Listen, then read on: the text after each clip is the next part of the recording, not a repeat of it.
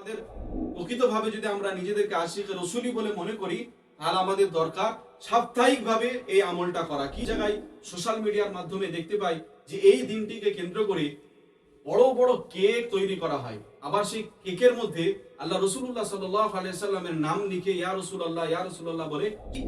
নামের উপরে আপনি কিভাবে ছুরি চালাচ্ছেন? দিলটা কেঁপে যাওয়া দরকার।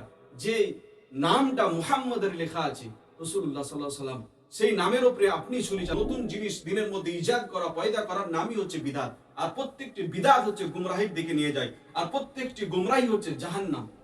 মনে করে মন গড়া জিনিস করে ফেলি আর মনে করি আল্লাহ আমাদেরকে নেকি দিবে, সব দিবে।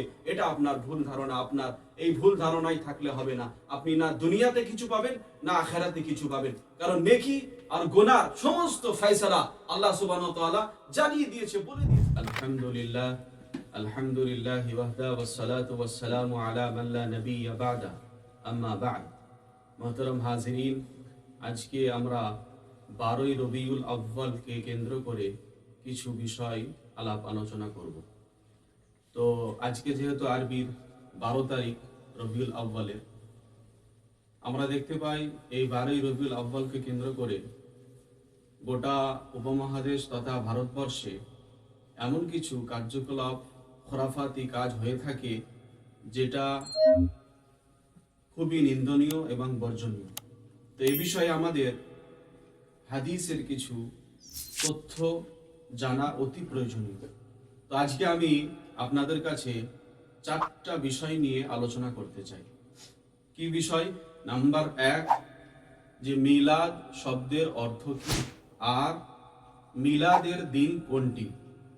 দ্বিতীয় পয়েন্ট হচ্ছে আল্লাহ রাসূলুল্লাহ সাল্লাল্লাহু আলাইহি ওয়াসাল্লামের জন্মদিনটি আনুষ্ঠানিকভাবে বাৎসরিক রূপ দিয়ে কবে থেকে উদযাপন করা শুরু হয়েছে।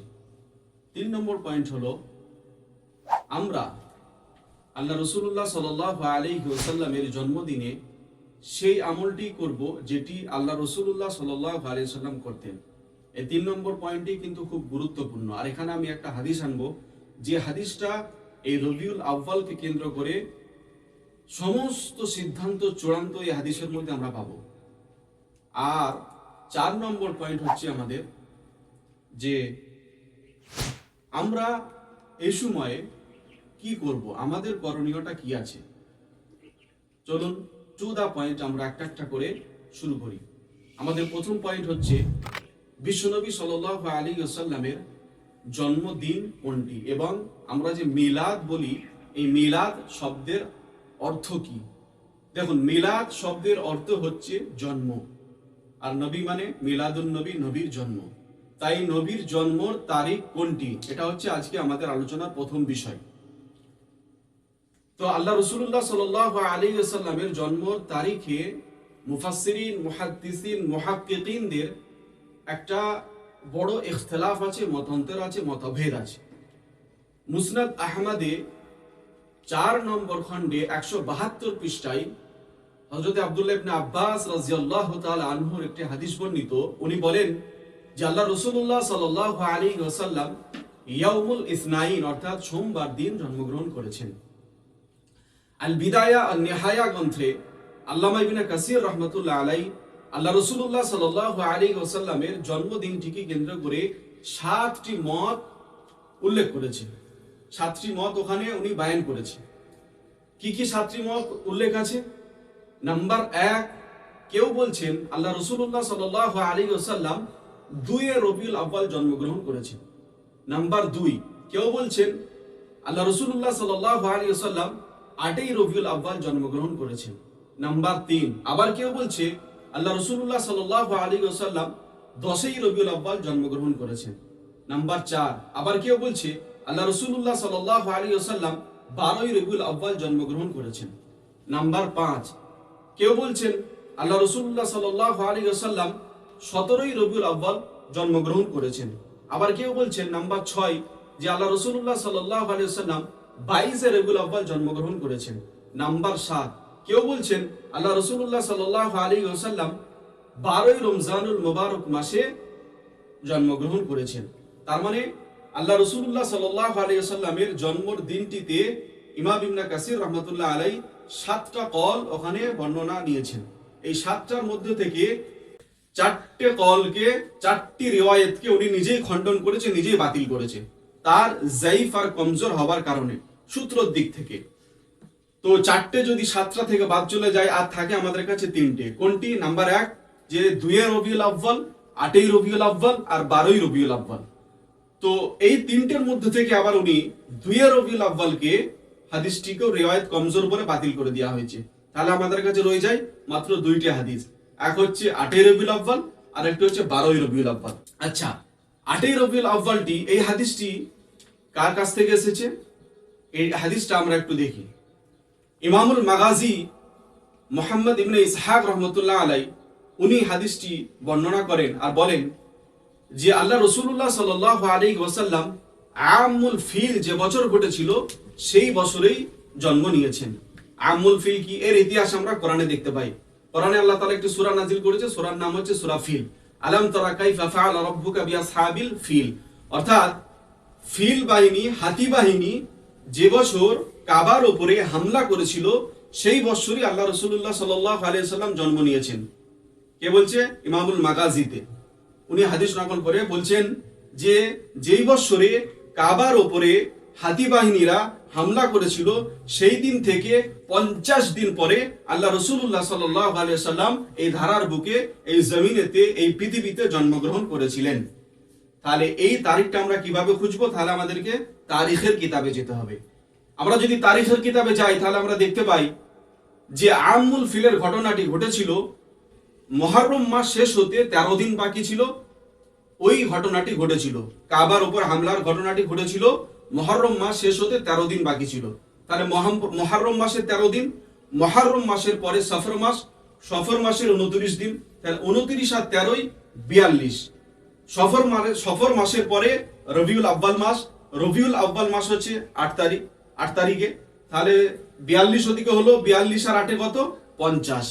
তাহলে আমরা বুঝতে পারলাম যে আল্লাহ রসুলের জন্ম আমুল ফিলের দিন থেকে 50 দিন পরে, তার মানে 8 রবিউল আউয়ালে। আর এই হাদিসটি হচ্ছে মুহাক্কিকিন, মুফাসসিরিন, মুবাল্লিগিন, মুদাররিসিন এবং গবেষণাকারী ওলামাদের মতে বিশুদ্ধ। এই হাদিসটাই বিশুদ্ধ। আর 12 রবিউল আউয়াল হাদিসটি প্রসিদ্ধ। তাহলে আপনি ভাববেন যে 12 রবিউল আউয়ালটি শুধু প্রসিদ্ধ কেন হলো, বিশুদ্ধ হলো না কেন? এবার শুনুন, 12 রবিউল আউয়ালে যে হাদিসটি আছে ওই হাদিসটা রাবি হচ্ছে হযরত আফফান রাদিয়াল্লাহু তাআলা আনহু, ওনার শিক্ষক হচ্ছে হযরত আবু সাঈদ রাদিয়াল্লাহু তাআলা আনহু। এই জায়গায় একটু বিচ্ছিন্ন হয়েছে হাদিসটি রিওয়ায়াতের ক্ষেত্রে। কেমন ভাবে? হযরতে আফফান রাদিয়াল্লাহু তাআলা আনহু উনি হাদিসটা নিয়েছে আবু সাঈদ রাদিয়াল্লাহু তাআলা আনহু থেকে। আর আবু সাঈদ রাদিয়াল্লাহু তাআলা আনহু ওনার জন্ম হচ্ছে 110 হিজরিতে। আর ওনার যে ছাত্র আফফান রাদিয়াল্লাহু তাআলা আনহু ওনার জন্ম হচ্ছে ওনার মৃত্যুর 24 বছর পরে। তাহলে আমরা বুঝতে পারছি যে শিক্ষকের মৃত্যু হয়ে গেছে আগে আর তারপরে ছাত্র আসছে। এটা কি সম্ভব? এটা কিন্তু সম্ভব নয়। তার মানে এখানে একটা কিছু বিচ্ছিন্ন হয়েছে। এটাকে আমরা হাদিসের ভাষায় বলি ইনকাতে। ইনকাতে মানে হাদিস শাস্ত্রে যখন মুনকাতে হয়ে যায় সূত্র, মুনকাতে হাদিস হাদিস শাস্ত্রবাদীদের কাছে আর গ্রহণযোগ্য থাকে না, সেটা কমজোর হয়ে যায়। এই জন্য এই হাদিসটি হচ্ছে প্রসিদ্ধ আর 8 রবিউল আউয়ালের হাদিসটি হচ্ছে বিশুদ্ধ। তো আমরা বুঝতে পারলাম যে 12 রবিউল আউয়াল হাদিসটি কিন্তু বিশুদ্ধ নয়, শুদ্ধ নয়। কিসের কারণে? ইনকাতা হবার কারণে, মুনকাতে হবার কারণে, বাংলায় বিচ্ছিন্ন হবার কারণে। আর 8 রবিউল আউয়াল যে হাদিসটি এসেছে সেটা হচ্ছে বিশুদ্ধ। তাহলে আমরা বুঝতে পারলাম যে আল্লাহ রাসূলুল্লাহ সাল্লাল্লাহু আলাইহি ওয়াসাল্লামের জন্ম 8 রবিউল আউয়াল, এই হাদিসটাই বিশুদ্ধ। আল্লাহ আমাদের সকলকে সঠিক জিনিসটা জানার, বোঝার তৌফিক যেন দান করে, আমরা বলি আমিন। এবার আমাদের দ্বিতীয় পয়েন্টটি হলো যে রাসূলুল্লাহ সাল্লাল্লাহু আলাইহি ওয়াসাল্লামের জন্মদিনটি আনুষ্ঠানিকভাবে বাৎসরিক রূপ দিয়ে কবে থেকে উদযাপন শুরু হয়েছে। এটা যদি আমরা দেখি, আমরা দেখতে পাই যে ইরাক শহরে মাসুল নামক একটি জায়গা আছে, যে জায়গা থেকে ওনার যে বাদশাহ ছিল ওই জায়গার, সেই বাদশার নাম হচ্ছে আবু সাঈদ আবুল খাত্তাব নামে ওই ব্যক্তির মাধ্যমে 604 নম্বর হিজরিতে প্রথম এই ঈদে মিলাদুন নবী উদযাপন হয়। এর পূর্বে কিন্তু ঈদে মিলাদুন নবীর কোনো অবকাশ ছিল না। তার মানে আল্লাহ রাসূলুল্লাহ সাল্লাল্লাহু আলাইহি সাল্লাম দীর্ঘ 23 বছর নবুয়তের জিন্দেগি পেয়েছে। এই দীর্ঘ 23 বছর নবুয়তের জিন্দেগিতে কোনো একটা দিন বিশেষভাবে এই দিনটিকে উদযাপিত করা হয়েছে আমরা কিন্তু দেখতে পাই না। আল্লাহ রাসূলের পরে খোলাফায়ে রাশিদিনদের জামানাতেও আমরা কিন্তু দেখতে পাই না, সাহাবাদের জামানাতেও আমরা কিন্তু দেখতে পাই না, তাবেঈন, তাবে তাবেঈন, আইম্মায়ে মুজতাহিদিন, হাত্তা কে আমরা এই 604 হিজরির পূর্বে পর্যন্ত ঈদে মিলাদুন নবীর কোনো অবকাশ শরীয়তের মধ্যে দেখতে পাই না। এই 604 হিজরিতেই প্রথম যে ব্যক্তির দ্বারা এই কাজটি শুরু হয়েছিল। আল্লাহ আমাদের সকলকে সঠিক জিনিসটা বোঝার যেন তৌফিক দান করে, আমরা বলি আমিন। এবার আমাদের যেটা 3 নম্বর বিষয়, খুবই ইম্পর্টেন্ট বিষয়, যে হাদিসটা আমি বলেছি নিয়ে আসবো, এই হাদিসটা হচ্ছে এই বিষয়ে সমস্ত সিদ্ধান্তের চূড়ান্ত কি, যে আমরা এই রবিউল আউয়ালের 12 তারিখে সেই আমলটি করব যে আমলটি আল্লাহ রাসূলুল্লাহ সাল্লাল্লাহু আলাইহি সাল্লাম করতেন। চলুন হাদিস কি।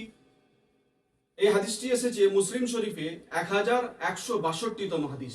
আল্লাহ রাসূলুল্লাহ সাল্লাল্লাহু আলাইহি ওয়াসাল্লামকে জিজ্ঞাসা করা হয়েছে যে ইয়া রাসূলুল্লাহ, আপনি নফল ইবাদত কেমন করেন? যখন সাহাবারা জিজ্ঞাসা করলো, বিশ্বনবী সাল্লাল্লাহু আলাইহি ওয়াসাল্লাম একটু রাগান্বিত হয়ে যায়। সেই কারণে সাহাবারা যখন বুঝতে পারে যে আল্লাহ রাসূল রেগে গিয়েছেন হয়তো আমাদের এই কথায়, নফল ইবাদত জিজ্ঞাসার কারণে, তো হযরত ওমর রাদিয়াল্লাহু তাআলা আনহু আল্লাহ রাসূলকে একটু রাজি আর খুশি করার জন্য বললেন, রাযিনা বিল্লাহি রাব্বা ওয়া বিল ইসলামি দীনা ওয়া বি মুহাম্মাদিন নাবিয়্যা ওয়া বায়াতিনা বাইতা। যে ইয়া রাসূলুল্লাহ, আমরা তো রব হিসাবে আল্লাহকে মেনে নিয়েছি আর ইসলামকে দিন হিসাবে মেনে নিয়েছি, আপনাকে রাসূল হিসাবে মেনে নিয়েছি, আর আপনার হাতে হাত দিয়ে বায়াত হওয়াকে আমরা বায়াতের শেষ বলেই মেনে নিয়েছি। এরপরে আল্লাহ রাসূলকে কিছু প্রশ্ন জিজ্ঞাসা করা হয়েছে হাদিসে, বিশেষ বিশেষ কয়েকটি প্রশ্ন জিজ্ঞাসা করা হয়েছে। এই প্রশ্নের মাধ্যমেই আজকের আলোচনার সমস্ত সিদ্ধান্ত চূড়ান্ত আমাদের আছে। কি কি প্রশ্ন করা হয়েছে? প্রথম প্রশ্ন আল্লাহ রাসূলকে করা হয়েছে, ইয়া রাসূলুল্লাহ, আপনি ওই ব্যক্তির সম্পর্কে কি বলছেন যে সারা বছর রোজা রাখে? একজন ব্যক্তি সারা বছর রোজা রাখে, তার সম্পর্কে আপনি কি বলছেন? আল্লাহ রাসূল বলছেন, সে তো রোজাও রাখে না আর সেহরিও করে না, বা রোজাও রাখে সেহরিও করে না, এ আবার কেমন? মানে এই বিষয়টাকে আল্লাহ রাসূলুল্লাহ সাল্লাল্লাহু আলাইহি ওয়াসাল্লাম কোনো ধরনের প্রাধান্যতা দিচ্ছে না। এরপরে সাহাবারা জিজ্ঞাসা করলো, ইয়া রাসূলুল্লাহ, তাহলে আপনি ওই ব্যক্তির সম্বন্ধে কি বলছেন যে ব্যক্তি 2 দিন রোজা রাখে আবার একদিন ছাড় দেয়, আবার 2 দিন রোজা রাখে আবার একদিন ছাড় দেয়? তো আল্লাহ রাসূল সাল্লাল্লাহু আলাইহি ওয়াসাল্লাম বলছেন, এটা তো অনেক কষ্টকর ব্যাপার, কে করতে পারবে এটা তো কঠিন ব্যাপার। এরপরে আবার আল্লাহ রাসূলকে জিজ্ঞাসা করা হলো যে ইয়া রাসূলুল্লাহ, আপনি ওই ব্যক্তির সম্বন্ধে কি বলছেন যে ব্যক্তি একদিন রোজা রাখে আবার 2 দিন ছাড় দেয়, আবার একদিন রোজা রাখে আবার 2 দিন ছাড় দেয়?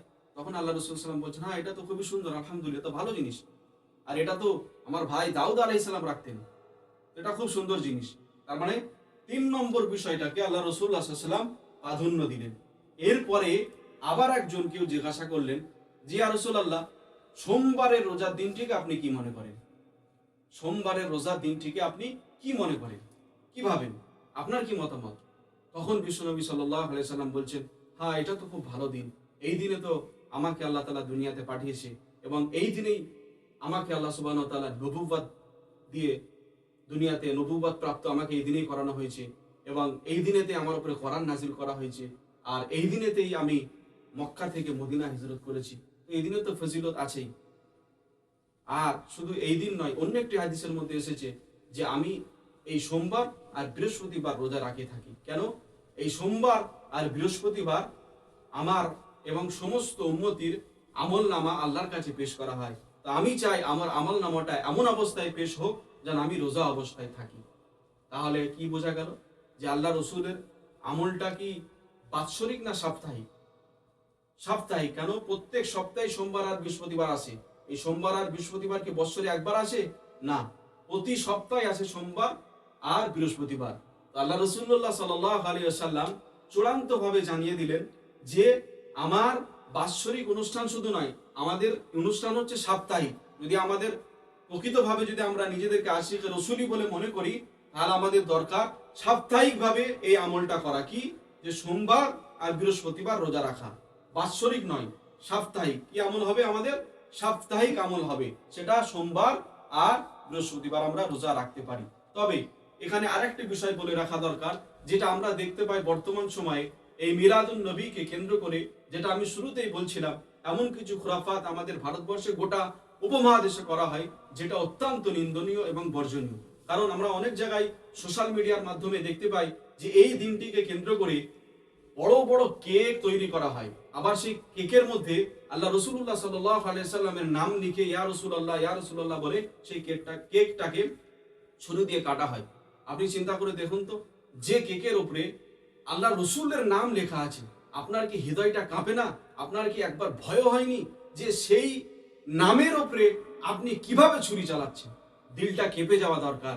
যে নামটা মুহাম্মদের লেখা আছে, রাসূলুল্লাহ সাল্লাল্লাহু আলাইহি সাল্লাম, সেই নামের উপরে আপনি ছুরি চালাচ্ছেন, আপনি সেই ছুরিটা কাট দিচ্ছেন, কেকের উপরে কাট লাগাচ্ছেন।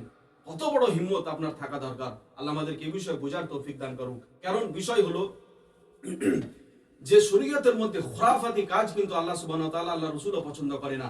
বুখারী শরীফের একটি হাদিসের মধ্যে এসেছে, হাদিস নম্বর 2697, কি এসেছে? হযরত আম্মা আয়েশা রাদিয়াল্লাহু তাআলা আনহা বলেন যে মান আহদাসা ফি আমরিনা হাদা মা লাইসা ফিহি ফাকরাদুন, যে আমাদের দিনের মধ্যে যে জিনিসটা নাই, সেই জিনিসটা দিন থেকে প্রত্যাখ্যান করা আমাদের দায়িত্ব, সেটাকে বাতিল করা, এরই নাম হচ্ছে বিদআত। অন্য একটি হাদিসের মধ্যে এসেছে যে কুল্লু মুহদাসিন বিদআ ওয়া কুল্লু বিদআতিন যালালা ওয়া কুল্লু যালালাতিন ফিন-নার, অর্থাৎ প্রত্যেকটি নতুন ইনভেন্টকারী, নতুন জিনিস দিনের মধ্যে ইজাদ করা, পয়দা করার নামই হচ্ছে বিদআত। আর প্রত্যেকটি বিদআত হচ্ছে গুমরাহির দিকে নিয়ে যায়, আর প্রত্যেকটি গুমরাহি হচ্ছে জাহান্নাম। প্রত্যেকটি গুমরাহির ঠিকানা হচ্ছে জাহান্নাম। তবে হ্যাঁ, যদি আমরা এই দিনটাকে সিরাতুন নবী, আল্লাহ রাসূলুল্লাহ সাল্লাল্লাহু আলাইহি সাল্লামের জীবনী নিয়ে জলসা করে থাকি, মাহফিল হয়ে থাকে, এতে কোনো সমস্যা নেই, এটা আমরা করতে পারি কোন রকমের। কেন সিরাত নিয়ে, আল্লাহ রাসূলের জীবনী নিয়ে আলোচনা কোনো দিন এর জন্য নির্দিষ্ট নয়, আপনি যে কোনো দিনই করতে পারেন, যে কোনো সময় করতে পারেন, কোনো বাউন্ডেশন নাই এর জন্য। আল্লাহ আমাদের সকলকে সঠিক জিনিস যেন বোঝার তৌফিক দান করে, আমরা বলি আমিন। এবার আমাদের শেষ বিষয় যেটি ছিল যে আমরা তাহলে কি করব, আমাদের করণীয় কাজ কি। দেখুন, এটা শুরুতেই আমরা 3 নম্বর বিষয়টা দেখেছি, যে 3 নম্বর বিষয় যেটা ছিল সেটাই হচ্ছে আমাদের করণীয়। এবার বিষয় হলো যে আল্লাহ রাসূলুল্লাহ সাল্লাল্লাহু আলাইহি ওয়াসাল্লামের জন্মের দুইটি দিক আছে, একটা হচ্ছে সিরাত আর একটা হচ্ছে সুরাত। সিরাত অনুকরণীয় আর সিরাত প্রশংসনীয়। কিন্তু যেটি সিরাত অনুকরণীয়, অনুপমা, আদর্শ, তিনি কেন এসেছিলেন? এই জন্য আল্লাহ কোরআন শরীফে বলেন যে ওমা আরসালনাকা ইল্লা রাহমাতাল লিল আলামিন, হে নবী, আপনাকে আমি গোটা জগতের জন্য, গোটা আলামের জন্য, গোটা বিশ্বর জন্য, গোটা মানবতার জন্য আপনাকে রহমত স্বরূপ প্রেরণ করেছি। তিনি কেন এসেছিলেন? আল্লাহ সুবহানাহু ওয়া তাআলা আরো নিজেই জানান, লাকাদ কানা লাকুম ফি রাসূলিল্লাহি উসওয়াতুন হাসানা, নিশ্চয়ই তোমাদের জন্য আল্লাহ রাসূলের মধ্যে রয়েছে উত্তম আদর্শ। তিনি কেন এসেছিলেন? তিনি ছিলেন মডেল, তিনি ছিলেন আইডল, তিনি ছিলেন আইকন, তিনি ছিলেন অনুপমা আদর্শ, তিনি ছিলেন উসওয়াতুন হাসানা, অর্থাৎ সর্বোত্তম আদর্শ। তিনি গোটা মানব জাতির জন্য সকাল থেকে সন্ধ্যা, রান্নাঘর থেকে সংসদ ভবন, তার জীবনের ব্যক্তি জীবন, পারিবারিক জীবন, সমাজ জীবন, রাষ্ট্রীয় জীবন, অর্থনৈতিক জীবন, ইন্টারন্যাশনাল রিলেশন, সমস্ত দিক থেকে তিনি ছিলেন মডেল, তিনি ছিলেন আইকন, তিনি ছিলেন অনুপমা আদর্শ।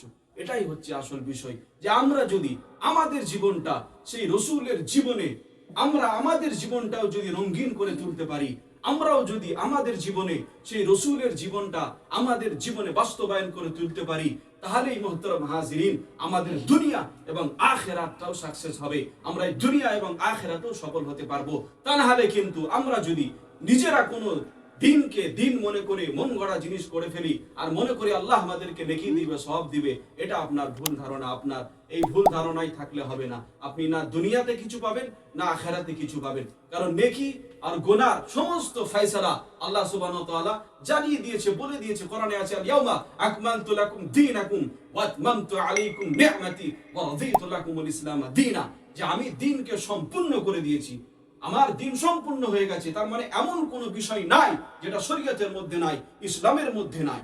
তাহলে আমাদেরকে বুঝতে হবে ইসলাম সম্পূর্ণ, আর আমাদের কাজও সম্পূর্ণ হতে হবে, পরিপূর্ণতার সাথে ইসলামে দাখিল করতে হবে। আল্লাহ কোরআনে বলেন উদখুলু ফিস সিলমি কাফা, যে তোমরা ইসলামের মধ্যে পরিপূর্ণতার সাথে দাখিল হও, তাহলেই কিন্তু তোমাদের জন্য রয়েছে শান্তি, তাহলেই কিন্তু তোমাদের জন্য রয়েছে প্রশান্তি। এটাই হচ্ছে আসল বিষয়। মোহতরম বুজুর্গ দোস্ত, আমাদের জীবনটা আল্লাহ রসুলের দেখানো পথ আর মত অনুযায়ী হতে হবে, তাহলে আমরা দুনিয়া ও আখেরাত দুই জায়গায় কিন্তু কামিয়াব পাবো। আল্লাহ তাআলা আমাদের সকলকে বলার থেকে শোনার থেকে বেশি বেশি সঠিক জিনিস জানার যেন তৌফিক দান করে, আর সেই মতো আমল করার যেন তৌফিক দান করে। ওয়া আখির দাওয়ানা আনিল হামদুলিল্লাহি রাব্বিল আলামিন।